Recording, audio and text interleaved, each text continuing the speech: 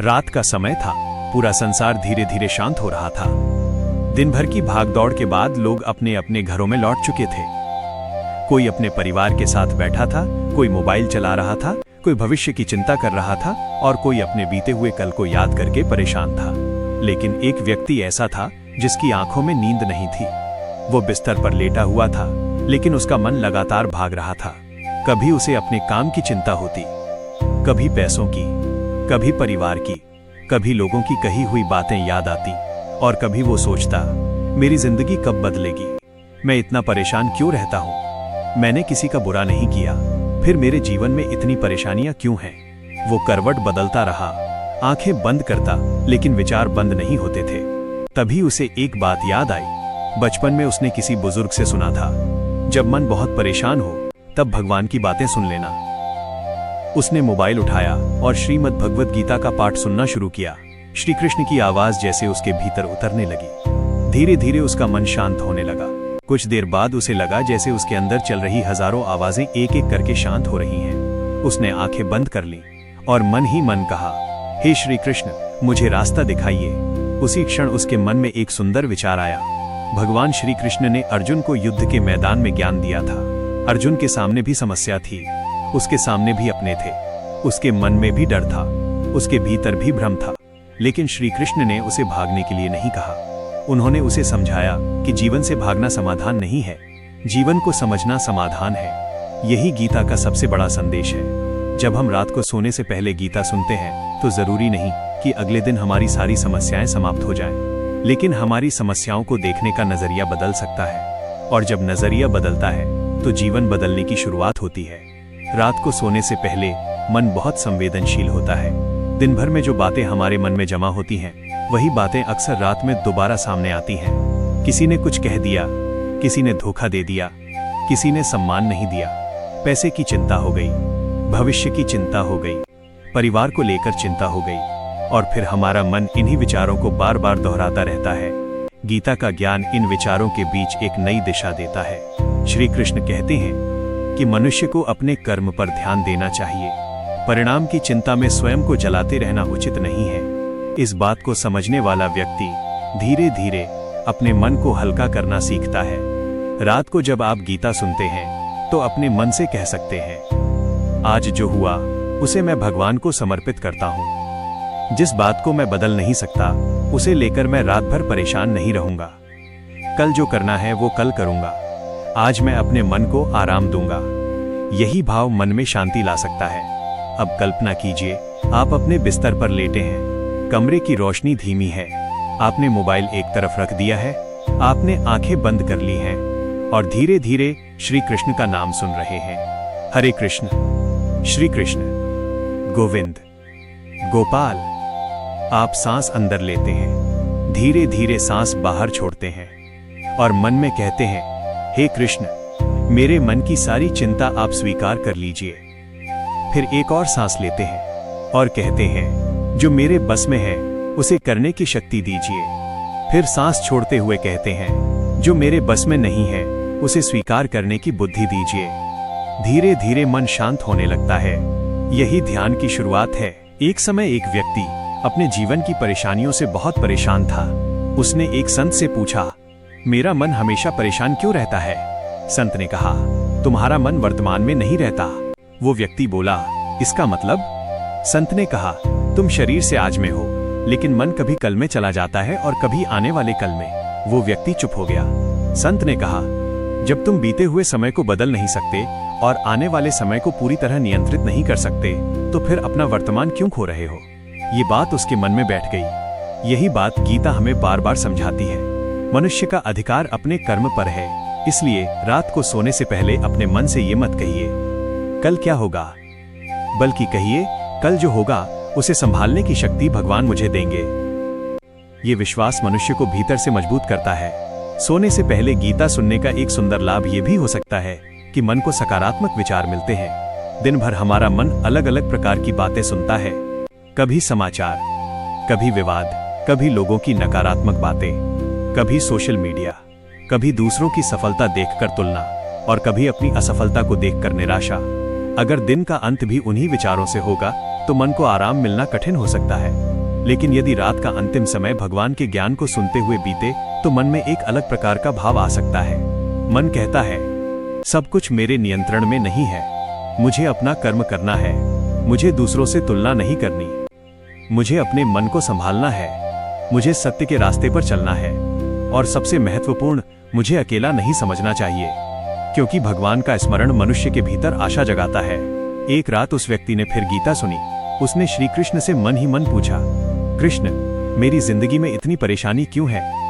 उसके भीतर से जैसे उत्तर आया, परेशानी हमेशा तुम्हें तोड़ने नहीं आती, कई बार परेशानी तुम्हें मजबूत बनाने आती है। वो सोचने लगा, जिस रास्ते पर कभी कांटे थे उसी रास्ते ने उसे चलना सिखाया। जिस व्यक्ति ने उसे धोखा दिया उसने उसे लोगों को पहचानना सिखाया। जिस असफलता ने उसे रुलाया उसी असफलता ने उसे मेहनत करना सिखाया। जिस अकेलेपन से वो परेशान था उसी अकेलेपन में उसने खुद को समझना सीखा। तब उसे समझ आया, हर परेशानी दुश्मन नहीं होती, कुछ परेशानियां शिक्षक बनकर आती हैं। गीता का ज्ञान हमें यही दृष्टि देता है। अब रात गहरी हो चुकी थी। वो व्यक्ति आंखें बंद करके लेटा था। उसने मन में कहा, हे श्री कृष्ण, आज मैंने बहुत कुछ सोचा, कुछ सही था, कुछ गलत था, कुछ लोगों से मुझे शिकायत है, कुछ लोगों से मुझे दुख मिला, और शायद मैंने भी कुछ लोगों को दुख दिया होगा। आज मैं सब कुछ आपके चरणों में छोड़ता हूँ। ये कहते ही उसके मन का बोझ हल्का होने लगा। कई बार हमें नींद इसलिए नहीं आती क्योंकि हम अपने मन में बहुत कुछ पकड़कर बैठे रहते हैं। पुरानी बात, पुराना अपमान, पुराना धोखा, पुराना पछतावा, पुरानी गलती। लेकिन जीवन आगे बढ़ता रहता है, इसलिए रात को सोने से पहले अपने मन से कहिए, जो बीत गया वो मेरा शिक्षक था, जो आने वाला है वो मेरी परीक्षा होगा, और जो अभी है वही मेरा जीवन है। इसलिए आज को शांति से जीना है। श्री कृष्ण का स्मरण करते हुए अपने मन को धीरे धीरे शांत कीजिए। सांस पर ध्यान दीजिए, सांस अंदर, सांस बाहर। श्री कृष्ण, कुछ देर तक केवल नाम का स्मरण कीजिए। अपने मन को किसी विचार से लड़ने की जरूरत नहीं है। विचार आए तो आने दीजिए, उन्हें पकड़िए मत। जैसे नदी में पत्ते बहते हैं वैसे ही विचारों को बहने दीजिए। आप केवल देखने वाले बनिए। धीरे धीरे मन शांत होगा। फिर अपने परिवार को याद कीजिए, माता पिता को याद कीजिए, अपने बच्चों को याद कीजिए, अपने जीवन साथी को याद कीजिए, उन लोगों को भी याद कीजिए जिनसे आपका मन दुखी है, और मन में कहिए, हे कृष्ण, सबको सुख देना। जिस व्यक्ति ने आपको दुख दिया उसके लिए भी कहिए, भगवान उसे भी सद्बुद्धि दे। क्योंकि क्षमा करने का अर्थ यह नहीं कि आप गलत बात को सही मान रहे हैं। क्षमा करने का अर्थ है कि आप अपने मन को उस बोझ से मुक्त कर रहे हैं। रात को सोने से पहले यदि आप यह भावना रखते हैं तो मन में शांति बढ़ सकती है। अब अपने आप से एक प्रश्न पूछिए, आज मैंने क्या अच्छा किया? बहुत बड़ा काम जरूरी नहीं, किसी की मदद की, किसी को मुस्कुराया, किसी से अच्छे शब्द बोले, किसी गलत काम से खुद को रोका, कुछ नया सीखा? अगर हाँ तो स्वयं को धन्यवाद दीजिए। फिर पूछिए, आज मैंने कौन सी गलती की? गलती याद आए तो स्वयं को दोष मत दीजिए, बस कहिए, मैं इससे सीखूंगा। यही आत्मचिंतन है। गीता का ज्ञान केवल सुनने के लिए नहीं है, उसे जीवन में उतारना जरूरी है। अगर कोई व्यक्ति रोज गीता सुने लेकिन व्यवहार में क्रोध, अहंकार, ईर्ष्या और धोखा ही रखे तो केवल सुनना पर्याप्त नहीं होगा। ज्ञान तब फल देता है जब वो व्यवहार में आता है। इसलिए रात को गीता सुनने के साथ एक छोटा संकल्प लें, कल मैं किसी से बिना कारण क्रोध नहीं करूंगा, कल मैं अपने काम को ईमानदारी से करूंगा, कल मैं किसी से अपनी तुलना नहीं करूंगा, कल मैं अपने समय का सम्मान करूंगा, कल मैं अपने माता पिता का सम्मान करूंगा, कल मैं भगवान को याद रखूंगा। ऐसे छोटे छोटे संकल्प जीवन बदल सकते हैं। एक दिन नहीं, एक सप्ताह में नहीं, लेकिन धीरे धीरे। जैसे बूंद बूंद पानी से घड़ा भरता है, वैसे ही छोटे छोटे अच्छे कर्मों से जीवन बदलता है। अब कल्पना कीजिए कि श्री कृष्ण आपके सामने बैठे हैं, उनके चेहरे पर मुस्कान है। वे आपको देखकर कहते हैं, डरो मत, तुम अकेले नहीं हो, अपने कर्म करते रहो, सत्य के रास्ते पर चलते रहो, अपने मन को मेरे चरणों में रख दो। आप उनसे कहते हैं, कृष्ण, मैं बहुत थक गया हूँ। श्री कृष्ण मुस्कुराकर कहते हैं, तो आज आराम करो। हर लड़ाई आज जीतना जरूरी नहीं, कल फिर उठना, फिर प्रयास करना, और जब मन टूटे मुझे याद करना। कितना सुंदर विचार है। हर दिन हमें जीतना जरूरी नहीं, कभी कभी हमें केवल टिके रहना होता है। कभी कभी केवल यह जरूरी होता है कि हम हार मानकर गलत रास्ते पर न जाएं। अगर आज जीवन कठिन है तो इसका अर्थ ये नहीं कि हमेशा कठिन रहेगा। समय बदलता है, परिस्थितियां बदलती हैं, मन बदलता है और सबसे बड़ी बात, मनुष्य का दृष्टिकोण बदल सकता है। इसलिए रात को सोते समय अपने भविष्य से डरने के बजाय भगवान पर विश्वास रखिए। कहिए, मुझे नहीं पता कल क्या होगा, लेकिन मुझे विश्वास है कि मैं कल का सामना करूंगा। मुझे नहीं पता मेरे जीवन में कितनी कठिनाइयां आएंगी, लेकिन मुझे विश्वास है कि मैं उनसे सीखूंगा। मुझे नहीं पता कौन मेरे साथ रहेगा, लेकिन मुझे विश्वास है कि भगवान मेरे साथ हैं। यही विश्वास मन को शक्ति देता है। अब धीरे धीरे अपनी सांसों को सामान्य होने दीजिए। अपने शरीर को ढीला छोड़ दीजिए। पैरों को आराम दीजिए, घुटनों को आराम दीजिए, कमर को आराम दीजिए, कंधों को ढीला छोड़ दीजिए, हाथों को आराम दीजिए, चेहरे की मांसपेशियों को आराम दीजिए, आंखों को पूरी तरह आराम दीजिए और अपने मन में केवल एक नाम रखिए, श्री कृष्ण। कुछ देर तक कोई चिंता नहीं, कोई तुलना नहीं, कोई शिकायत नहीं, कोई डर नहीं, केवल कृष्ण का स्मरण। और मन में कहिए, जो मिला उसके लिए धन्यवाद, जो नहीं मिला उसके लिए भी धन्यवाद, जो चला गया उसे स्वीकार करता हूँ, जो आने वाला है उसका स्वागत करूंगा, जो मेरे पास है उसकी कद्र करूंगा। फिर धीरे से कहिए, हे श्री कृष्ण, मेरे मन को शांति दीजिए, मेरे विचारों को पवित्र कीजिए, मेरे कर्मों को सही दिशा दीजिए, मेरे परिवार को सुख दीजिए, मेरे अंदर से भय दूर कीजिए, मुझे अहंकार से बचाइए, मुझे ईर्ष्या से बचाइए, मुझे गलत रास्ते से बचाइए और मुझे इतना विवेक दीजिए कि मैं सही और गलत में अंतर समझ सकूं। अब कल्पना कीजिए कि आपके सिर के ऊपर एक शांत प्रकाश है। वह प्रकाश धीरे धीरे आपके पूरे शरीर में फैल रहा है। आपका माथा शांत हो रहा है, आपकी आंखें शांत हो रही हैं, आपका हृदय शांत हो रहा है, आपका मन शांत हो रहा है, आपके भीतर का डर धीरे धीरे कम हो रहा है। आप अपने आप से कह रहे हैं, मैं सुरक्षित हूँ, मैं शांत हूँ, मैं भगवान को याद कर रहा हूँ, मुझे अपने कर्म पर ध्यान देना है, मुझे कल की चिंता आज नहीं करनी है।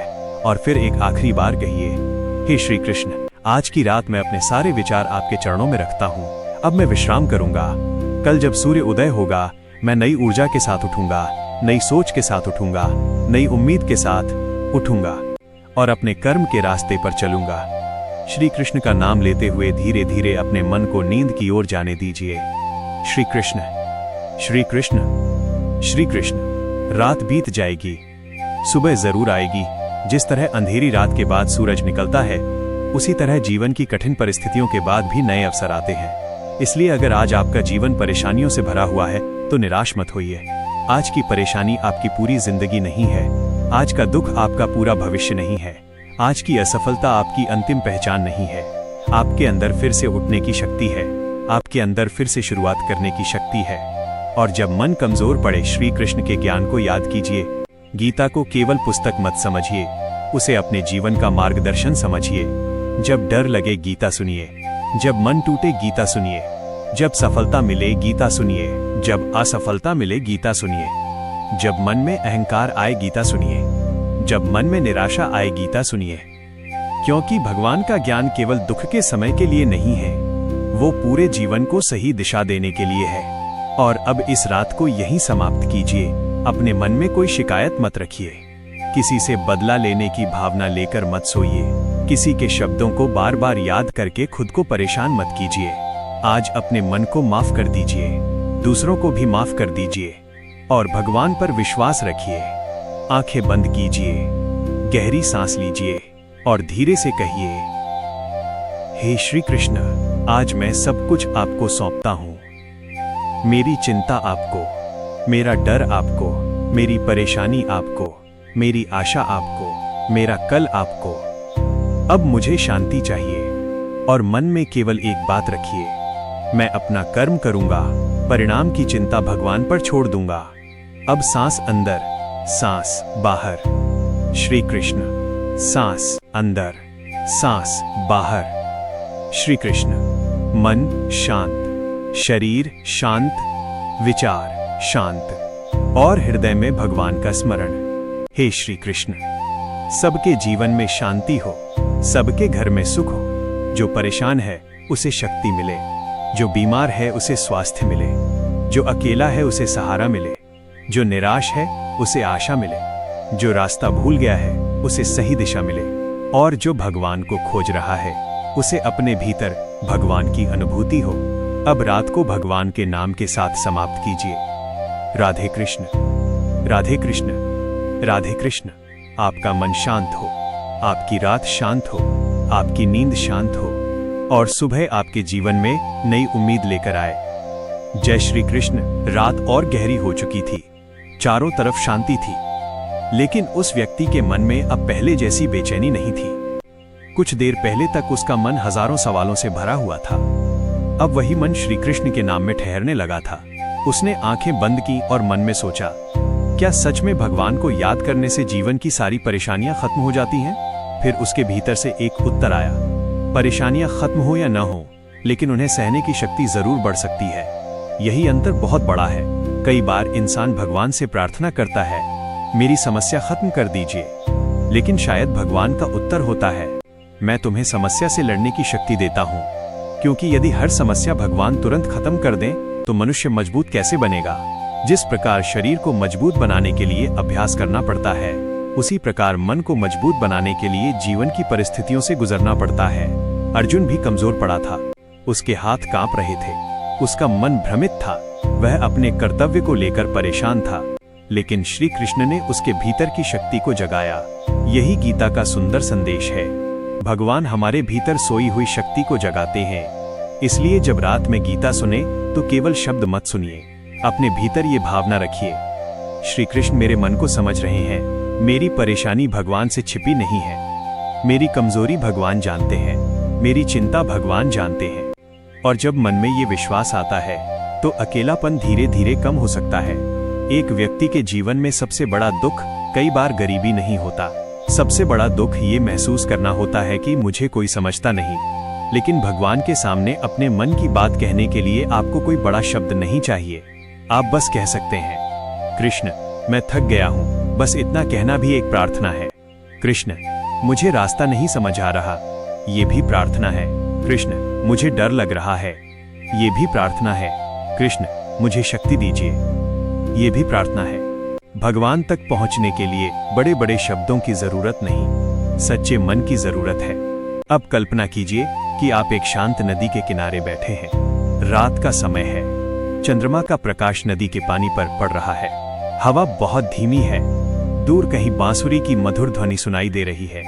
आप उस आवाज की ओर देखते हैं, वहां श्री कृष्ण खड़े हैं, चेहरे पर मुस्कान है, हाथ में बांसुरी है, वे कुछ नहीं कहते, बस मुस्कुराते हैं।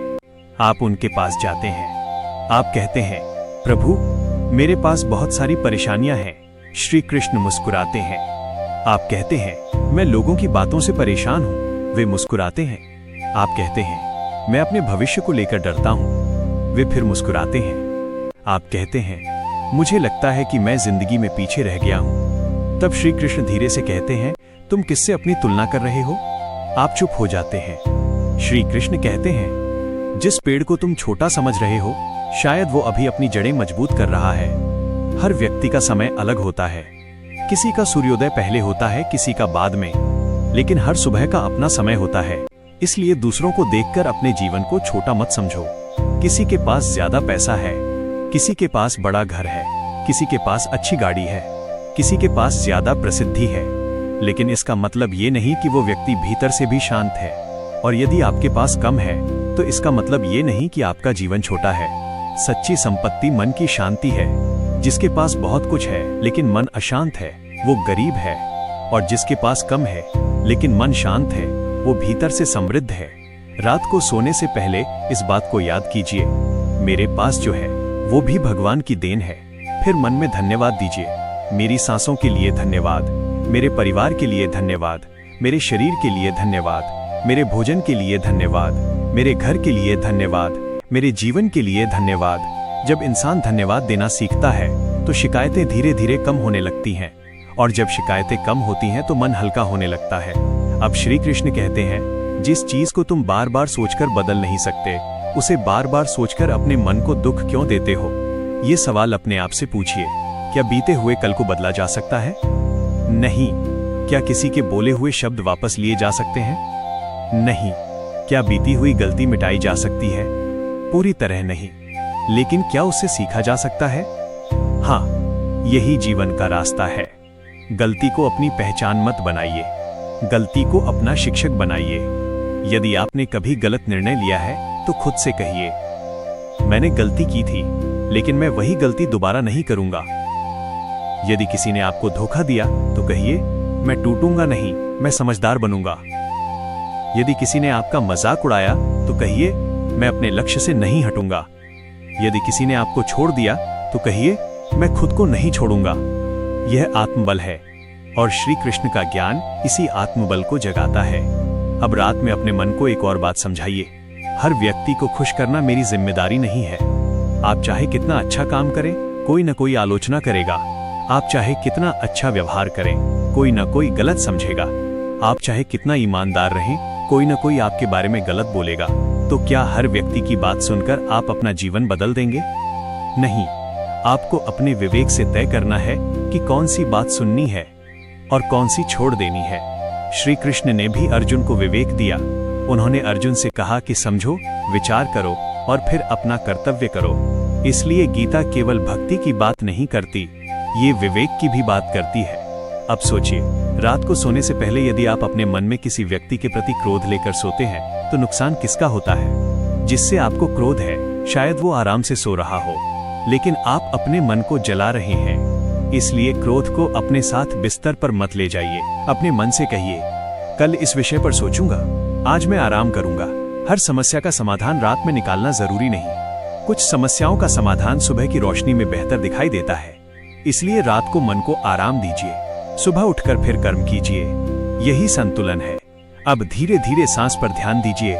सांस अंदर और मन में कहिए, मैं शांत हूँ। सांस बाहर, मैं चिंता छोड़ रहा हूँ। सांस अंदर, मैं भगवान को याद कर रहा हूँ। सांस बाहर, मैं अपने मन को आराम दे रहा हूँ। कुछ क्षण इसी भावना में रहें। अब श्री कृष्ण को याद करें, उनका शांत चेहरा याद करें, उनकी मुस्कान याद करें, उनकी बांसुरी की धुन याद करें और मन में कहें, कृष्ण, मेरे जीवन में चाहे कितनी भी कठिनाइयां आए, मुझे सत्य से दूर मत होने देना।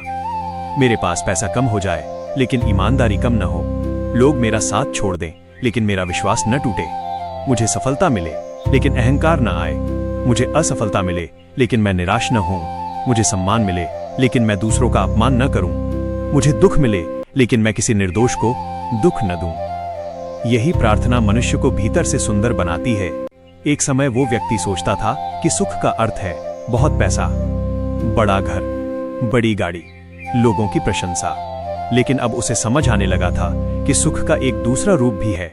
सुबह उठकर मन में बोझ न होना, अपने काम से संतुष्ट होना, परिवार के साथ मुस्कुराना, रात को चैन से सो पाना और अपने भगवान को याद करके मन में शांति महसूस करना, ये भी बहुत बड़ा सुख है। इसलिए अपने जीवन की कीमत केवल पैसों से मत मापिए। आपका जीवन उससे कहीं बड़ा है। आपके पास जो समय है वो अमूल्य है। जो लोग आपके साथ हैं उनकी कद्र कीजिए। माता पिता की कद्र कीजिए। बच्चों के साथ समय बिताइए। अपने जीवन साथी से प्रेम से बात कीजिए, क्योंकि एक दिन समय निकल जाएगा और फिर मनुष्य के पास केवल यादें बचेंगी। इसलिए आज ही प्रेम कीजिए, आज ही धन्यवाद दीजिए, आज ही माफी मांगनी हो तो मांग लीजिए, आज ही किसी को माफ करना हो तो कर दीजिए। कल का भरोसा मत रखिए, लेकिन भविष्य की चिंता भी मत कीजिए। आज को सही बनाइए। यही कर्मयोग का एक सुंदर भाव है। अब एक और बात समझिए, भगवान का नाम सुनने का अर्थ ये नहीं कि आप अपनी जिम्मेदारियां छोड़ दें। अगर किसी को नौकरी करनी है तो नौकरी करनी होगी, व्यापार करना है तो मेहनत करनी होगी, घर चलाना है तो जिम्मेदारी निभानी होगी, बीमारी है तो उचित उपचार लेना होगा, समस्या है तो समाधान खोजने का प्रयास करना होगा। भगवान का स्मरण हमें कर्म से दूर नहीं करता, बल्कि कर्म करने की शक्ति देता है।